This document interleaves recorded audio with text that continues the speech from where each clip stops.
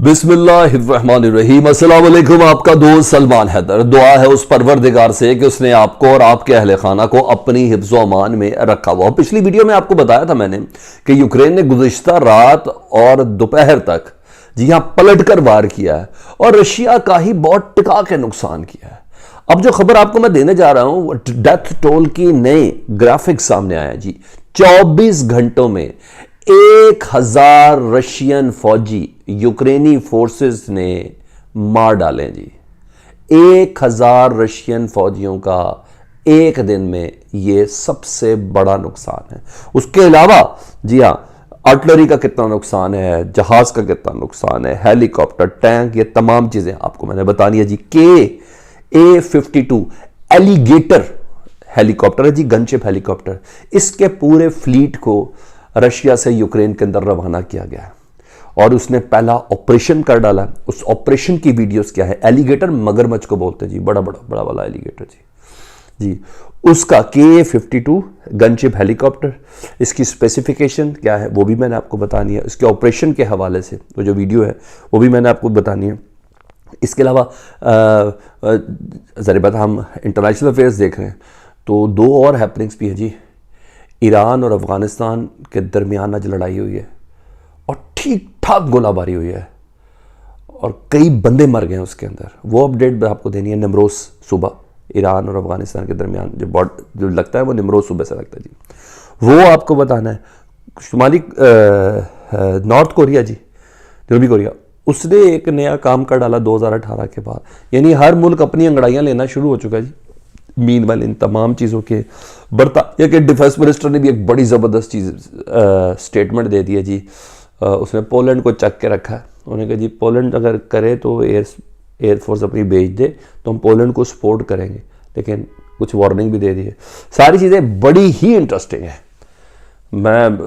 मुझे मज़ा आएगा ये सारी चीज़ें आपके साथ शेयर करके, ये करंट अफेयर्स की सारी इंटरनेशनल अफेयर्स की वो तमाम चीज़ें। तो हमेशा इतना रिक्वेस्ट कि चैनल देख रहे हैं तो सब्सक्राइब कर दें, बेल आइकन दबा दें ताकि आने वाले वक्त में भी वीडियोस आपको पहुंचती रहें। फ्लो जिस तरह है खबरों का वो बताता जाता हूँ। इंपॉर्टेंट चीज़ें मैंने आपको बता दी, कई चीज़ें दूसरी है जी। You has covered with a network of bio laboratories link to the Pentagon Russian defence ministry. मैंने कल भी एक वीडियो में आपको बताया था, थोड़ा आसान अल्फाज में, मुझे भी अब ज़्यादा अच्छे से समझ आ गई तो मैं उसी तरह आपको समझाता हूँ।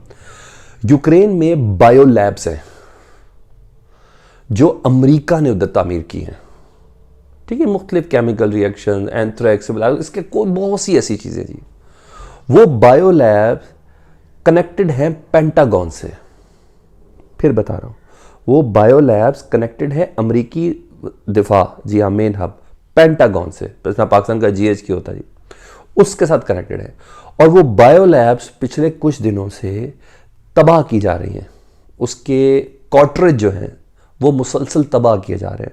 रशियन डिफेंस मिनिस्टर कहता है कि ये एक बहुत बड़ी कैटास्ट्रोफी की तरफ चला जाएगा, ये बहुत बड़े इंसानी अलमिया की तरफ चला जाएगा, क्योंकि अमेरिका अंदर ना हो के भी अमेरिका अंदर है कि यूक्रेन पे एक बहुत बड़ा हमला अमेरिका अंदर कर सकता है, क्योंकि वो लैब जिससे 2-2, 250-250 उसके जो कनस्तर हैं या कॉर्टरेज हैं वो तबाह हो रहे हैं और उसका कंट्रोल पेंटागन में, ये आपने ध्यान में रखना है। कंप्यूटर्स के थ्रू हो जब तो सिंगल बटन चीज़ें होती है तबाही की तरफ। तो रूस के डिफेंस मिनिस्टर ने ये कहा है। तो ये अहम चीज़ें मैंने कल भी बताई थी, मैंने दोबारा बताऊँ, इस पर बार बार बात हो रही है तो मैं बता रहा हूँ कि हाँ इस तरह भी जहन जाया जा सकता है जी। वो चीज़ें जी। उसके अलावा जी यूके डिफेंस मिनिस्टर है Ben Wallace. He says that London will support Poland if it decide to provide Ukraine with fighter jets. Poland के सपोर्ट करेगा लंदन अगर पोलैंड अपने जी हाँ एयर स्ट्राइक जी एयरफील्ड जो है अपने बमबार तैयारे जो हैं वो यूक्रेन में भेज देता है, but wants that doing so might have direct consequences for Poland. और कहा हाँ ये भी ध्यान में रखना, इसके नतायज ना तुम्हें खुद ही भुगतने भी पड़ने हैं रशिया से। तो साथ साथ वो दाना भी डाल रहे हैं और घबरा भी रहे हैं। वो हमेशा वो आप चले आगे, ये वही कर रहे हैं। यही किया ना यूक्रेन के साथ अमेरिका ने और बरतानिया ने, क्योंकि फ़ायदा इन दो मुल्कों का। हाँ आप करें। पोलैंड जिसको वैसी जान का खतरा है, रूस सीधा थ्रेट दे चुका उसको कि तुमने नेटो में शामिल होने की बात नहीं करी, यूरोप के ममालिक हैं। तो ये आपने चीज़ ध्यान में रखनी है। 10 लाख रेफ्यूजी पोलैंड के अंदर है। तो ये कोई और नहीं, ये कोई कह रहा है यूके डिफेंस मिनिस्टर जी बैन वालेस, उन्होंने ये मशवरा दिया। अच्छा, मैं उस डेथ टोल की तरफ जाता हूँ, लेकिन उससे पहले मैं आपको ज़रा ईरान वाला बॉर्डर बता दूँ जी। Report of exchange heavy artillery between Taliban fighters and Iran border security forces on Afghanistan Iran border in Nimroz province. Nimroz province में शदीद किस्म का आर्टिलरी का तबादला ख्याल हुआ, गोलियाँ चली हैं जी और मार्टर चले हैं। सेवरल रिपोर्टेड डेट, कई अफराद के मरने की इतलात हैं दोनों तरफ से, चाहे ईरानी फोर्सेस हों चाहे अफगानिस्तान के तालिबान हों, दोनों तरफ से बड़ी तादाद में मरने की इतलात हैं, बोथ साइड है, ठीक है, सेवरल रिपोर्टेड। और अभी तक ये नहीं confirm what led to the clashes between them, क्या हुआ है इन दोनों के दरमियान, वजह क्या बनी है। इतलात ये हैं कि जी बॉर्डर क्रॉसिंग हो रही थी, इतलात ये हैं कि जी मुतज़ाद है, क्योंकि मैं बता रहा हूँ कि किसी जगह पे कैंप ऐसा लगा जो तालिबान कह रहे हैं कि हमारी टेरिटरी है जी, तो इनको ये भी बहुत ज़्यादा प्रॉब्लम चल रही है। और रेफ्यूजीज़ का इशू है, क्योंकि पहले भी ये हुआ था, 4 फौजी ईरान के मरे थे और इनके भी कई मरे थे, वो भी लास्ट मंथ की बात है। तो उस वक्त भी सुलह सफाई हो गई थी कि मामला काम डाउन है। तो अभी ये फिर एक मामला तेज़ चल पड़ा। मैं आपको बता दूँ, मीनवाइल दूसरी चीज़ सुन ले जी, जो मुझे बहुत ज़्यादा वो लगी है, अभी मैं वो एलिगेटर्स भी आपको दिखाने, एलिगेटर जो नया फ्लीट आया, और इसके अलावा डेथ टोल भी बताना है, लेकिन वो है उसके हवाले से, जनूबी कोरिया के हवाले से जी। जनूबी कोरिया का मामला ये हुआ है कि जनूबी कोरिया ने दोबारा से 2018 के बाद जी, 2018 के बाद से दोबारा से अपना जो एटमी रिएक्टर है उसकी तामीर का आगाज़ कर दिया। और ये कोई और नहीं, यूएस ऑफिशियल्स बता रहे हैं 2018 से जनूबी कोरिया ने इस पे काम बंद किए थे, इसकी तामीर का दोबारा से, जी हाँ, एटम बम बनाने के लिए जो रिएक्टर रिक्वायर्ड है या जो फैसिलिटी रिक्वायर्ड है उसकी तामीर का आगाज़ करती है। इस सिलसिले में जब अमेरिका और यूरोपीय दुनिया यूक्रेन में रूस से निपटने के लिए बिजी है, उस वक्त इन्होंने ये काम शुरू कर दिया है। अब डेथ टोल बता दूं, फिर आखिर में कोबरा वाला आपको बता देता हूँ, सॉरी कोबरा नहीं, एलिगेटर गनशिप हेलीकॉप्टर जी, KA-52। 8 मार्च रशिया लॉसेस एज 8 मार्च 12,000 ट्रुप्स, कल 11 था जी जब मैंने आपको खबर दी थी। 24 घंटों में 1,000 अमरीकी रशियन फौजी मरा जी। 48 प्लेन्स, 48 जहाज वो तबाह हुए जी। 80 हेलीकॉप्टर्स, 80 हेलीकॉप्टर्स, ये कीव इंडिपेंडेंट दे रहा है। 303 टैंक्स अब तक तबाह हो चुके हैं ये 14 दिन की लड़ाई के अंदर। 120 आर्टिलरी पीसेस, वो जो तोपखाना नहीं होता उसकी बात करें।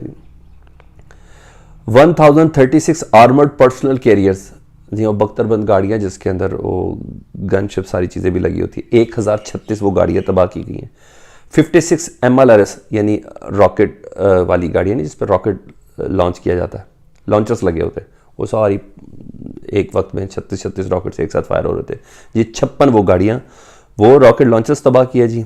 2 बोट्स तबाह कर दी हैं। 474 कार्स हैं। 60 फ्यूल टैंक्स हैं। 7 UAV ड्रोन्स हैं, कल तक 2 थे आज 7 हो गए जी। 27 एंटी एयरक्राफ्ट वारफेयर है जी, ये अभी तक उन्होंने बताया। और इस तमाम सिचुएशन को देखते हुए जब रूस का दूसरा जनरल भी जो फातेह क्रीमिया कहलाता था 2014 का, जो चेचन जंगजुओं से भी लड़ा हुआ है, जब वो मारा है ना, तो उसके बाद अभी नई कुछ चीज़ें आई जी। ये देख ले, KA-52 एलिगेटर गनशिप हेलीकॉप्टर, ये फ्लीट पहुंची है जी। रात को उसने एक ऑपरेशन भी किया, उसकी वीडियो भी यही है, ये ले।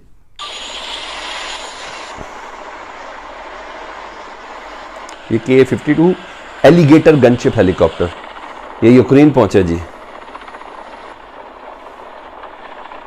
और इसकी स्टेल्थ टेक्नोलॉजी है, इसको जो रडार है ना वो कवर नहीं कर सकते।